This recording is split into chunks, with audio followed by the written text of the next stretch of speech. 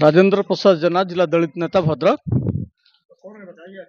देखु, भारत वर्षर महान जननायक, भारत रत्न तथा संविधान प्रणेता डॉक्टर बाबा साहब आंबेडकर को जो कटाक्ष करी संसद भवन रे गृहमंत्री अमित शाह जो वक्तव्य देले ताकू भद्रक जिला दलित महासंघ पक्षर दृढ़ निंदा करा घोर विरोध मध्य करा जार प्रतिवाद रे आज 30 रु ऊर्ध्व एक प्रतिनिधि दल आज राष्ट्र महामहिम राष्ट्रपति को उद्देश्य रे एक दाबीपत्र आम देचु। आम दाबीपत्र उल्लेख करछु जे गृहमंत्री तुरंत इस्तीफा दिंतु नचेत बरखास्त करा जाऊ। कारण बाबा साहब आंबेडकर लिखित संविधान समग्र भारतवर्ष ने समग्र विश्व में विरल एवं बृहत से जो संविधान बल आज भारत वर्षर प्रत्येक नागरिक समानता स्वतंत्रता भाईचारा न्याय पाउछंती, प्रत्येक लोक समानता स्वतंत्रता न्याय मिलूँ एवं प्रत्येक लोक न्याय्य अधिकार पाउछंती। से भली महामानव प्रति जो कटाक्ष करी जो मंतव्य देले संसद भवन जड़े गृहमंत्री एटा को आम दृढ़ विरोध करछु एवं निंदा करुछु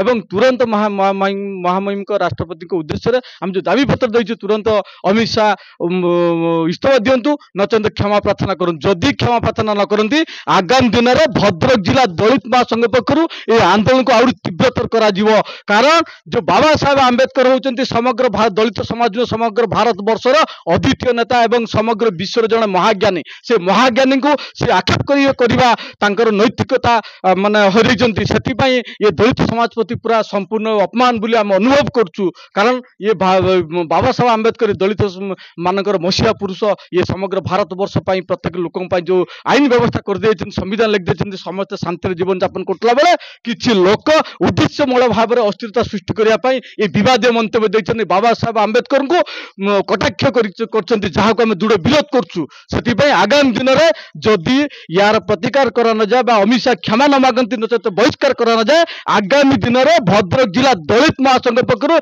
ये आंदोलन को आउरी तीव्रतर करा।